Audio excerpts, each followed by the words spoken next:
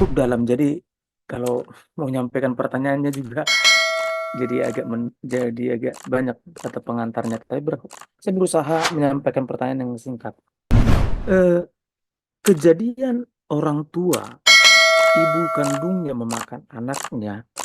Ada tadi saya dengar dari Ibu Rita mengatakan suatu hukuman atau kutukan. Nah, saya memahami ini karena saya kekurangan referensi, kekurangan ilmu, kekurangan buku. Saya memahami ini dengan apa garis turunan saya. Saya keturunan ke-16 dari marga saya Sianipar. Nenek moyang kami Batak memakan manusia termasuk Nom Benson. Nah, saya memahami ini ada minimum empat keturunan turun. Berarti 4 kali 40, 120 tahun. Sorry, 160 tahun setelah kejadian itu. Nah, ini yang membuat saya concern dalam berapologet, dalam mencari ilmu pengetahuan di bidang teologi ya, adalah memutuskan mata rantai dari kutukan tersebut. Dan saya sangat sepakat dengan apa yang disampaikan Ibu Rita, bahwasanya ini merupakan kutukan. Tapi bahasa kutukan itu kan menjadi pemahaman tersendiri karena kita mempelajari. Kalau saya ditanya secara pribadi, saya tidak tahu ayatnya yang lebih tepatnya. Mengapa dikatakan hal demikian? Nah, pertanyaan saya, mohon pencerahannya, Ibu Rita, pengajar kami, bagaimana kami bisa menerima dengan akal sehat ketika kejadian terminologi itu, kejadian itu jadi terminologi jadi kata kutukan. Dan bagaimana mengatasinya? Artinya mematahkan kutukan itu. Sedikit informasi, saya pernah membaca buku Lak-Lak orang Batak yang ditulis dengan darah. Sebelum membaca buku itu harus dipatahkan kutuknya dulu, mantranya dulu baru bisa dibaca. Demikian, terima kasih.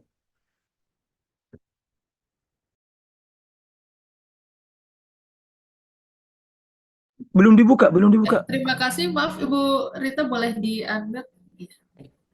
Mohon maaf ya, saya kurang banyak memahami tentang latar belakang sejarah orang Batak ini.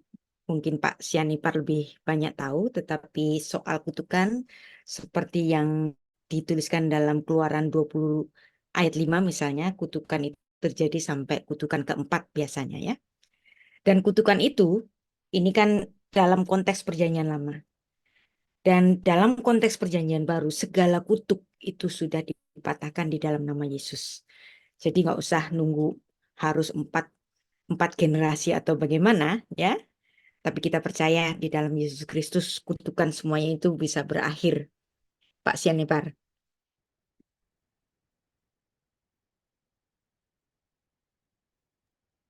Ibu, Ya, Ya. pemahaman, izin. Ibu, pemahaman terminologi kutukan tadi eh, belum dijelaskan, Ibu. Kalau untuk Oh ya. Tuhan Mungkin Yesus kalau mengatakan kutukan ya, saya ada menulis studi kata mengenai kutukan. Nanti saya akan berikan itu pembahasan tersendiri ya. Karena kita tadi bukan membahas kutukannya, tetapi tadi itu kita membahas makanannya. Dan saya ada menulis tentang studi kata tentang kutuk, terkutuk ya. Nanti saya kasih linknya di mana di kolom chat aja ya. terima kasih, terima Ya, kasih. karena kalau saya bahas itu tentu saja perlu waktu tersendiri. Jadi untuk sementara Anda bisa baca-baca dulu di situ tentang kutukan imprecation. Bahkan saya menulis eh, satu artikel yang belum selesai mengenai Mazmur kutukan. Kok boleh ya Daud itu mengutuki musuh-musuhnya? Bagaimana mungkin ini dituliskan di Alkitab? Nah, itu belum selesai saya tuliskan, Pak Sianipar. Jadi ini untuk yang saya bagikan kepada Anda ini tulisan saya yang lama tahun 2010, yang baru ini mengenai Mazmur kutukan dan terminologi tentang kutukan itu mungkin menyusul ya Pak Sianipar. Terima kasih, Bu. Terima kasih. Sama. ya, terima kasih. Selanjutnya kami beralih ke Pak Siswo, silakan. Shalom Bu Rita, apakah suara saya Halo. cukup jelas? Ya. Eh, ini mumpung membahas tentang makanan, saya ingin menanyakan sesuatu yang notabene baru-baru ini saya adu argumen lah sama seorang dosen di salah satu sekolah Alkitab Yes. juga, Mhm. yaitu mengenai makanan Yohanes Pembaptis. Saya bilang kalau itu Mhm. sebenarnya bukan belalang, tapi Mhm. pohon belalang dan lain sebagainya. Tapi dia juga mengeluarkan argumentasi ini belalang karena apa? Orang Yahudi itu boleh makan belalang, diantaranya adalah belalang Ya. ini dan lain sebagainya. Akhirnya Ya. kan kita yang berbicara soal logika ya, karena Mhm. kalau logikanya saya bilang gitu, logikanya orang itu kecenderungannya lebih makan buah daripada makan serangga. Ya. Kenapa bisa Ya. begitu? Iya, Adam jatuhnya kan gara-gara makan buah juga, saya bilang. Akhirnya ini Betul. nggak ketemu juga itu. Ya. Nah, ini yang benar saya jawab gimana ini? Saya menulis satu artikel yang membahas tentang pohon belalang, yang memang dalam bahasa ilmiahnya itu locust tree, yang memang pohon belalang memang. Ya, sebentar lagi saya kasihkan linknya kepada Bapak. Jadi memang ada yang menafsirkan bahwa itu belalang serangga, tapi yang lebih masuk akal karena di Israel itu ada pohon belalang, locust tree. Jadi saya lebih nanti lagi kemungkinan Yohanes di sini adalah orang yang dekat dengan golongan Eseni, yang orang-orangnya itu melakukan askese yang berat. Mereka lebih memilih makanan nabati daripada hewani, Pak Siswo. Sebentar di kolom chat juga saya akan memberikan linknya untuk pohon Ya, belalang, Pak Siswo. makasih berita. Sama-sama. Ya, baik, terima kasih. Adakah dari sahabat yang ingin bertanya atau memberikan tanggapan?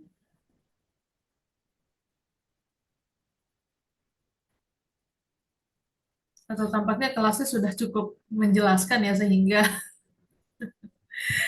dari antara sahabat yang hadir malam hari ini sudah paham dan sudah mengerti karena penjelasannya yang memang cukup komprehensif. Atau begini, saya akan teruskan materi saya tadi yang belum selesai mengenai binatang babi, ya. Nah, ini juga Ya, menarik ya. Oke, saya akan share lagi pembahasan tentang binatang babi. Nah, ada banyak deretan jenis-jenis binatang dalam kategori lokosher yang dituliskan dalam Imamat pasal 11 yang diantaranya adalah unta, kelinci, babi, belut, terus macam-macam ya. Dan tampaknya kayaknya hari ini termasuk bagi orang Yahudi sendiri dan teman Muslim itu kayaknya cuman babi deh yang haram itu. Mereka makan kepiting, makan rajungan, makan sate kelinci gitu kan. Yang semuanya itu ada di Imamat pasal 11. Tapi mereka kecuali makan babi. Kenapa kira-kira hanya babi yang seolah-olah itu yang diharamkan? Tentu saja ini ada historisnya. Kadang-kadang binatang haram, misalnya unta itu kan binatang haram. Tetapi kulitnya itu boleh untuk pakaian. Jadi binatang haram itu bisa untuk pakaian. Jadi misalnya seperti ikan lumba-lumba, kulitnya itu kan bisa untuk kulit. Nah itu boleh untuk pakaian walaupun binatangnya itu haram. Yang nggak boleh itu untuk dimakan. Nah sekarang kita akan belajar kenapa seolah-olah cuman babi yang diharamkan. Padahal ada banyak kalau Anda membaca dalam mana tadi? Imamat pasal 11 itu ada banyak rentetan-rentetan binatang-binatang yang nggak boleh dimakan, yang tame, yang kotor, ya kan? Nah sekarang Mengapa hanya babi yang dihindari dan dianggap paling haram? Alkitab Perjanjian Lama menulis orang Israel yang murtad makan babi dalam Yesaya 65. Tulisan itu dalam konteks nubuat Yesaya mengenai pembuangan mereka di Babel yang terjadi 150 tahun setelah nubuat itu ditulis. Kemudian pada periode intertestamental, nah ini tentu saja nggak ada ditulis di Alkitab protokanonik, adanya cuman di Alkitab Deuterokanonika, yaitu dalam kitab 1 Makabe dan kitab 2 Makabe, yang dimana ketika orang Israel itu dibuang ke Babel setelah Bait Allah runtuh pada tahun 586 Masehi, mereka dibuang di Babel selama 70 tahun. Kemudian mereka kembali oleh karena dekretnya Raja Koresh, kemudian mereka kembali ke Tanah Suci. Mereka kembali ke Tanah Suci bukan menjadi orang yang merdeka, tetapi mereka tetap ada di dalam jajahan Asyur, Media, dan seterusnya. Bahkan ketika Alexander itu melakukan invasi sampai ke Timur Tengah, termasuk Tanah Suci itu juga ada di dalam kekuasaan Alexander Agung. Nah, Alexander Agung ini hidupnya nggak lama, dia mati muda dan kemudian tanah-tanah jajahannya itu kemudian diteruskan oleh para jenderal-jenderalnya. Nah, yang di bagian Tanah Suci ini ada di dalam kekuasaan dinasti Seleukus. Nah, dinasti Seleukus menjadi penguasa di Tanah Suci ini dan mereka tahu bahwa orang-orang Yahudi itu nggak boleh sederetan makanan-makanan yang dilarang dalam Kitab Imamat pasal 11. Tapi Raja Antiochus Epiphanes dari dinasti Seleukus, ya, dia melakukan kekejian, pengotoran pada bait Allah yang sudah dipugar oleh karena dekret Kores tadi, ya. Kemudian dia mengadakan satu persembahan di bait Allah bukan dengan binatang yang halal, binatang yang bersih, tetapi dia mempersembahkan binatang babi. Nah, di situ orang-orang Yahudi sangat marah karena tempat sucinya dikotori oleh binatang yang tame, yang dimana Antiochus Epiphanes ini mempersembahkan babi di situ. Maka timbullah pemberontakan yang kemudian dipimpin oleh seorang yang bernama Yehuda Makabe atau yang disebut dengan Judas Makabe. Nah, dari situlah awalnya orang Yahudi sangat marah sekali sama binatang babi.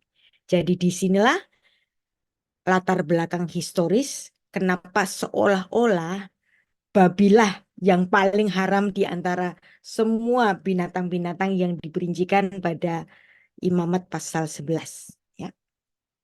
Jadi di sini, di daerah Gadara pada zamannya Tuhan Yesus adalah daerahnya orang-orang yang berasal dari bangsa-bangsa lain non-Yahudi, yang dimana di situ tentu saja ada sekelompok orang yang melakukan peternakan babi di situ. Ada satu peristiwa di mana Tuhan Yesus mengizinkan roh-roh jahat yang telah diusirnya untuk masuk ke dalam kawanan yang besar, yaitu kawanan babi, dan kemudian semua binatang babi itu terjun dari tebing, dan itu ada catatannya dalam Matius 8 ayat 28 sampai 32.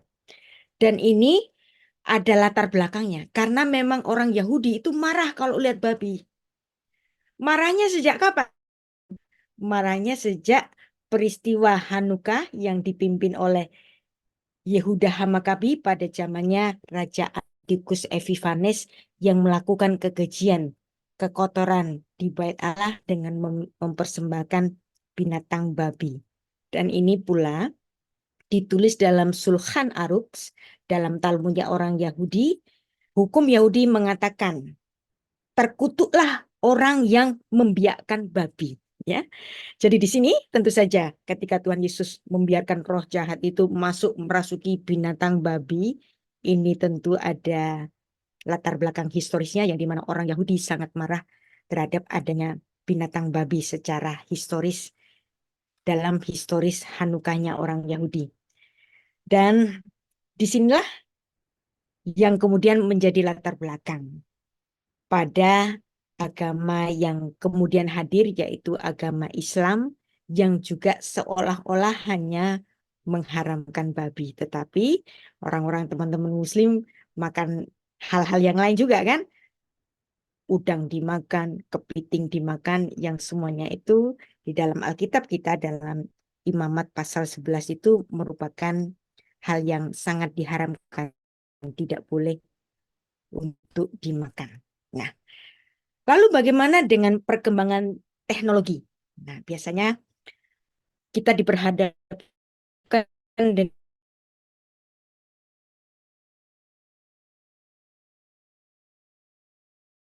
dengan supi rabbinik, nggak akan ada dilema lagi. Ya. Bagaimana dengan binatang babi yang dipergunakan untuk alat-alat kesehatan? Kita ingat bahwa Tuhan Yesus sering menyembuhkan orang pada hari Sabat. Dan ini dianggap oleh orang Yahudi sebagai hal yang melanggar Sabat. Tetapi sesungguhnya ada di dalam hukum Yahudi yang namanya itu pikuah nefesh. Pikuah itu membuka, nefesh itu nyawa. Yang artinya di sini dalam artian kontekstual pikuah nefesh itu adalah menyelamatkan nyawa. Maka walaupun babi itu adalah binatang yang haram, tapi implan klep babi untuk mengganti klep jantungnya manusia itu diperbolehkan dengan hukum Yahudi yang namanya pikuah nefesh, yaitu saving a life, membuka kesempatan untuk menyelamatkan nyawa. Jadi kalau ada misalnya penemuan-penemuan baru binatang yang haram, ternyata zat-zatnya itu boleh digunakan untuk obat misalnya, ya. Itu diperbolehkan dalam hukum Yahudi dengan payung hukum yang namanya pikuah nefesh. Jadi nggak usah nunggu fatwa baru. Cukup satu hukum yang namanya pikuah nefesh. Ketika Tuhan Yesus menyembuhkan seorang yang sakit pada hari Sabat, itulah pikuah nefesh. Ya. Dan ada catatan dari kitab Mishnah Yoma 84b, bagaimana menghadapi situasi di mana seorang dokter diperhadapkan untuk menyembuhkan orang pada hari Sabat. Nah, itu diperbolehkan karena ini adalah saving a life, pikuah nefesh. Ya. Oke, jadi itu saja tambahannya. Kita masuk lagi ke tanya jawab. Saya kembalikan ke Melisa. Ya, baik. Terima kasih. Ya, selanjutnya kami membuka kembali untuk sahabat yang ingin bertanya.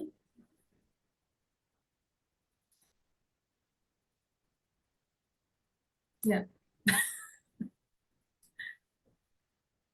oke, baik. Ya, Pak Ferry, silakan. Silakan Pak Ferry. Oke, kali tanya jadi saya mau tanya deh. Oke, Shalom Bu Rita. Saya mau tanya, suara saya jelas gak ya? Jelas. Jelas ya. Saya mau tanya, kan kalau di Chinese itu kan, kalau agama Konghucu atau apa kan dia ada mempersembahkan makanan itu ya ke apa, misalnya dia setiap acara Chinese lah ya.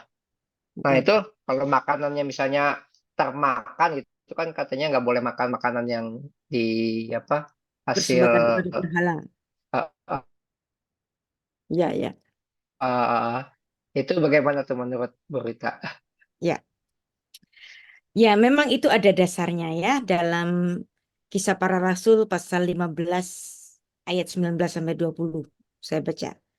Sebab itu aku berpendapat bahwa kita tidak boleh menimbulkan kesulitan bagi mereka dari bangsa-bangsa lain yang berbalik kepada Allah. Tetapi kita harus menulis surat kepada mereka supaya mereka menjauhkan diri dari makanan yang telah dicemarkan berhala dari pencabulan, dari daging binatang yang mati dicekik, dan dari darah.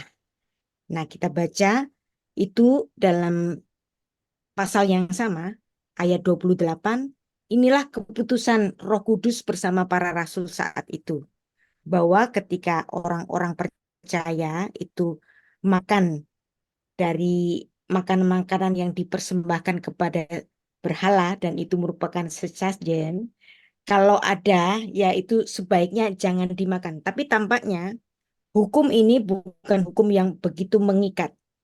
Setiap kali ada hukum yang mengikat dan kita diperhadapkan pada misalnya mau mati kelaparan atau makan makanan yang low kosher. Nah, persembahan yang diberikan kepada berhala itu kan sebenarnya low kosher. Tapi dalam keadaan tertentu pasti ada pengecualian, yaitu dengan hukum yang tadi saya sebut tadi, yaitu hukum pikuah nefesh. Apabila makanan itu harus dimakan ya, demi untuk menjalankan hidup, maka itu diperbolehkan. Di Netflix ada satu film yang judul lamanya itu saya ingat judulnya itu Alive, tapi ada judul baru kalau kalau nggak salah. Filmnya sama, cuman judulnya baru. Apa? Eh, saya lupa. Apa Snow gitu ya? Apa Snow gitu? Film di Netflix. Jadi itu ceritanya ada sekelompok pemain sepak bola yang kemudian ingin berdharma wisata, tetapi dalam perjalanan menuju tempat wisata itu pesawat mereka jatuh. Dan mereka jatuh di dalam satu tempat yang sangat bersalju yang susah ditemukan. Dan mereka harus bertahan hidup berminggu-minggu dengan tanpa makanan. Nah, kalau mereka itu tanpa makanan, maka mereka akan mati. Maka kemudian disepakati bahwa mereka untuk mempertahankan hidup itu mereka makan dari mayat-mayat teman-teman mereka sendiri dan itu ada filmnya. Jadi Anda nanti bisa lihat nonton di film Netflix ini. Dan untuk hukum yang berkaitan dengan hukum Yahudi, hukum rabbinik pikuah nefesh dalam keadaan yang ekstrim seperti ini dan itu bukan suatu kriminal ya, bukan pembunuhan tetapi memakan satu jasad yang sudah mati. Jadi itu saya rasa itu diperbolehkan. Jadi tentu saja dalam keadaan normal lebih baik jangan dimakan. Tetapi dalam keadaan abnormal yang antara hidup dan mati ada payung hukumnya yaitu pikuah nefes, Pak Ferry. Oke, terima kasih banyak Bu Rita. Sama-sama. Ya, baik, terima kasih. Dan tadi saya ingin menambahkan sedikit ya, untuk Pak Siswo dan juga Pak siapa tadi yang sempat bertanya, oh Pak Sianipar, link sudah dibagikan di kolom chat, nanti bisa diklik dan divisit untuk apa ya, materi yang ada di link tersebut. Ya. Oh ya, saya terima kasih untuk Pak Aldi Sefta ya yang menambahkan bahwa umat muslim memang menghalalkan hasil dari laut. Jadi mereka boleh untuk makan-makan hasil laut termasuk kepiting dan seterusnya. Oke, terima kasih tambahannya. Ya, baik, terima kasih. Dan selanjutnya ini ada pertanyaan yang Oh ya, disampaikan. filmnya Society of the Snow. Judul lamanya itu Live. Ya, sekarang judulnya Society of the Snow. Itu film lama, tahun 90-an atau 80-an. Saya lupa. Saya nonton dulu sekali, terus saya nonton lagi. Cuman judulnya lupa karena judulnya diganti. Oke. Society of the Snow, baik. Ya. Oke, selanjutnya ada pertanyaan dari Pak Manalu, mungkin bisa disampaikan langsung, Pak Feraden Manalu. Iya, Pak Manulu silakan. Saya akan bantu untuk unmute. Ya, ya silakan Pak Manalu. Oh iya, ya, seperti yang saya tanyakan tadi, apakah ada ayat Alkitab yang menyatakan bahwa ada makanan haram untuk umat Kristen? Iya, ada makanan haram untuk orang Kristen yang disebut dalam Kisah Para Rasul pasal 15. Tapi kita harus ingat konteksnya, ya, yang dimana umat Kristen kala itu ada di dalam society orang-orang Yahudi yang berada di Yerusalem. Sehingga mereka pun harus menghormati orang-orang masyarakat di sekitarnya, jangan makan sembarangan supaya kehidupan orang-orang yang percaya Kristus ini jangan menjadi syak wasangka dan menjadi suatu kejijikan bagi orang-orang Yahudi di sekelilingnya. Tetapi kepada tempat-tempat yang dimana kita diperbolehkan untuk makan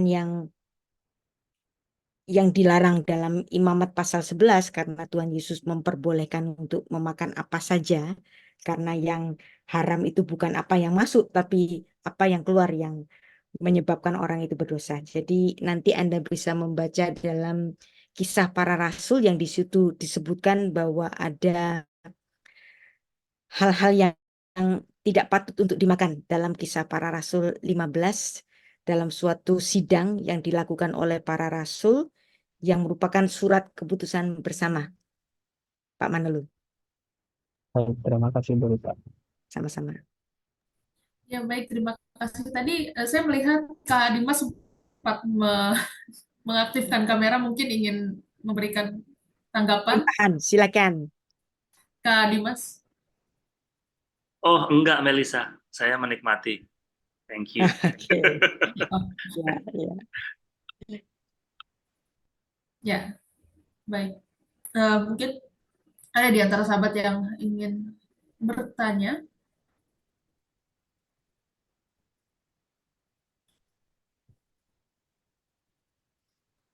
Sudah. Oh, Pak Sudah cukup Sianipar. ya? Pak Sianipar lagi, silakan. Ya, silakan.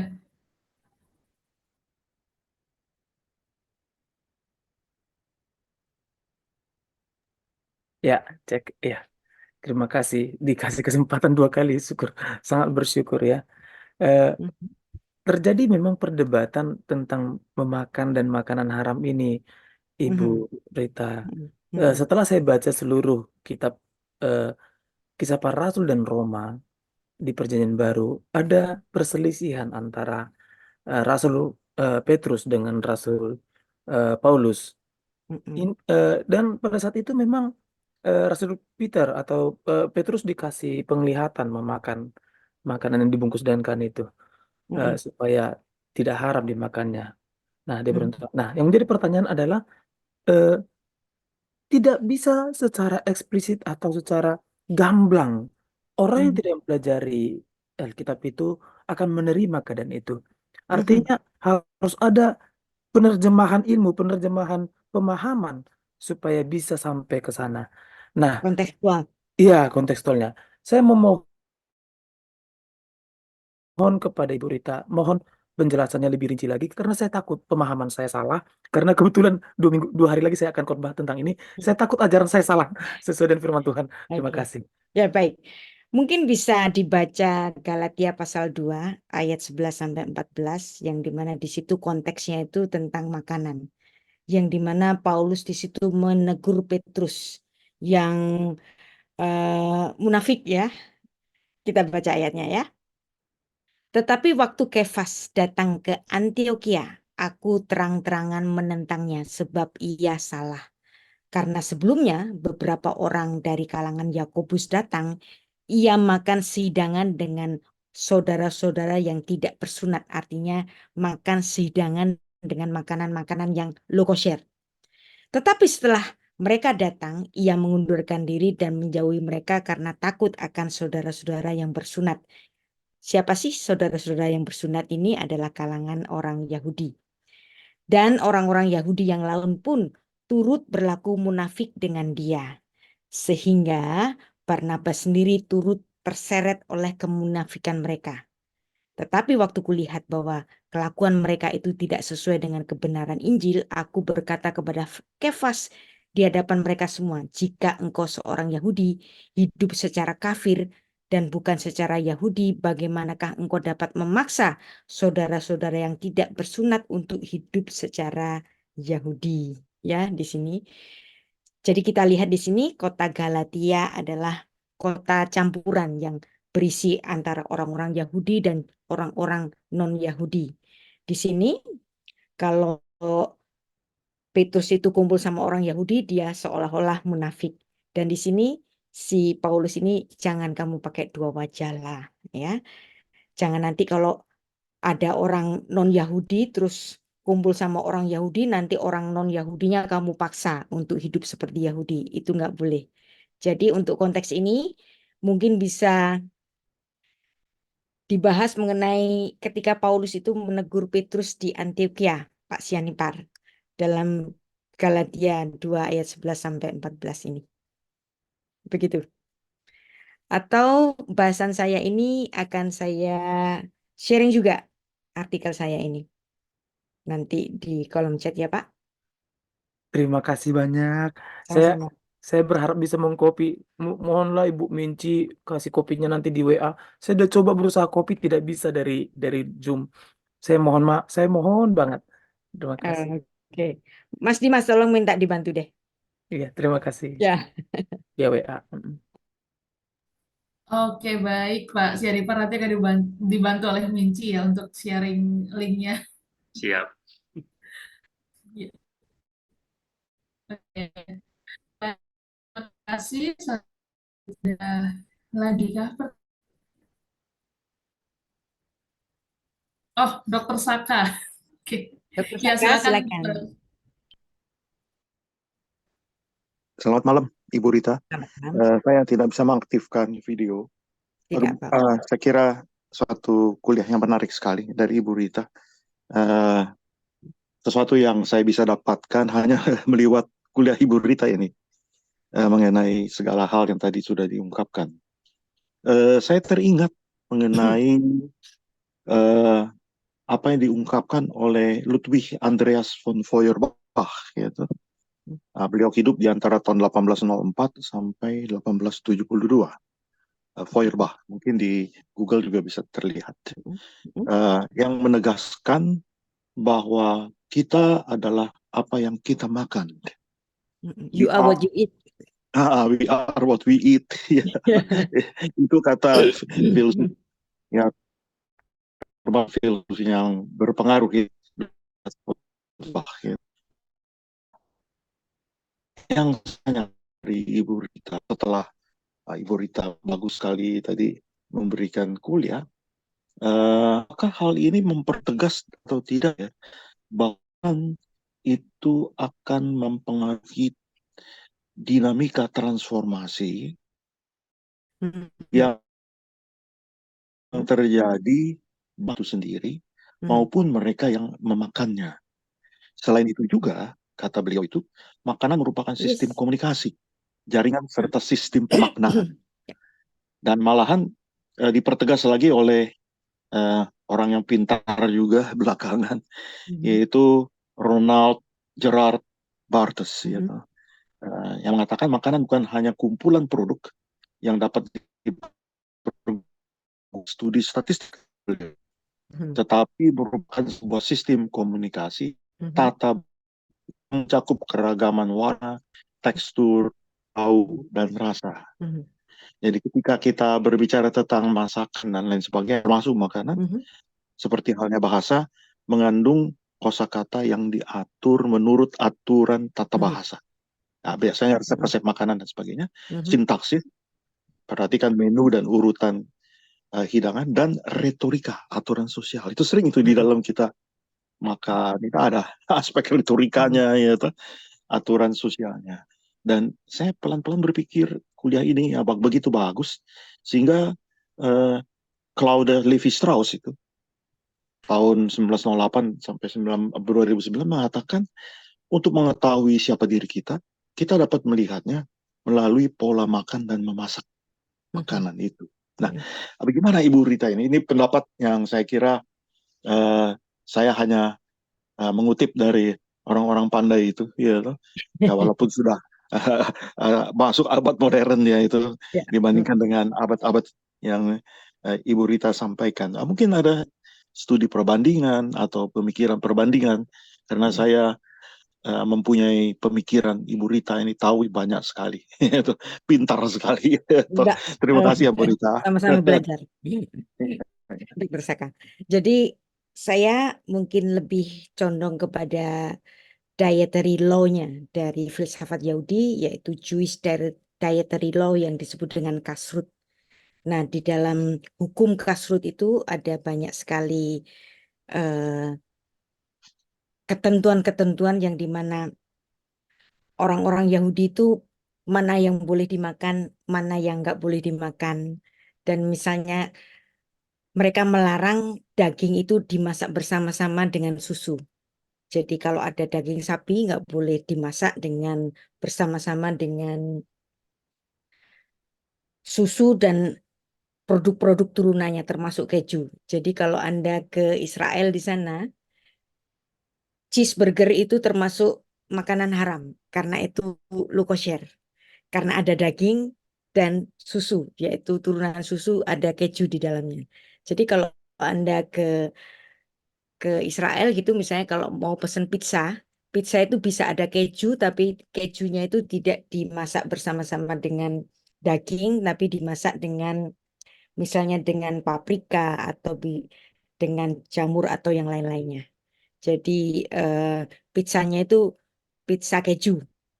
Jadi kalau sama daging tidak boleh ada keju. Dan itu semua itu ada hukumnya sendiri dalam Jewish dietary law. Ya seperti apa yang dikatakan oleh Ludwig Feuerbach, you are what you eat. Dan orang Yahudi punya dietary law yang disebut dengan kosher, lo kosher, atau yang disebut dengan hukum kashrut. Saya pernah menuliskan hukum kashrut, tapi tidak sampai ke detail makanan apa yang boleh dan makanan apa yang boleh. Tapi yang pasti, makanan biji-bijian yang berasal dari nabati seperti yang dimakan oleh Adam dan istrinya ketika di Taman Eden, itu adalah makanan yang terbaik. Dan ketika manusia itu diperbolehkan untuk makanan hewani yang dituliskan dalam Kejadian pasal 9 ini pun terbatas, tidak semua daging hewan itu baik untuk dimakan. Itu saja saya rasa, Dr. Saka. Saya bukan ahli, bukan nutrisionis ya, tetapi saya hanya sebatas membaca sedikit saja tentang hukum kasrut tentang makanan ini. Ya, terima kasih Nanti Ibu saya Rita. bisa ini apa sedikit saja karena tulisan saya nggak banyak mengenai istilah hukum kasrut ini. Nanti saya Ya, juga akan sharing ya. mengenai Terima kasih Ibu hal Rita. makanan. Ya, Ya, luar biasa, pintar sekali. sama-sama. Terima kasih, terima kasih. Sama-sama. Ya, terima kasih. Selanjutnya, boleh silakan raise hand.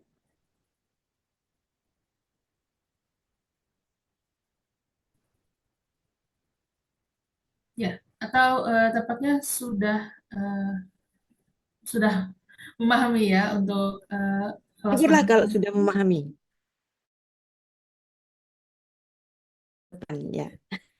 Oke, kalau begitu tadi pertanyaan dari Dr. Saka sekaligus jadi pertanyaan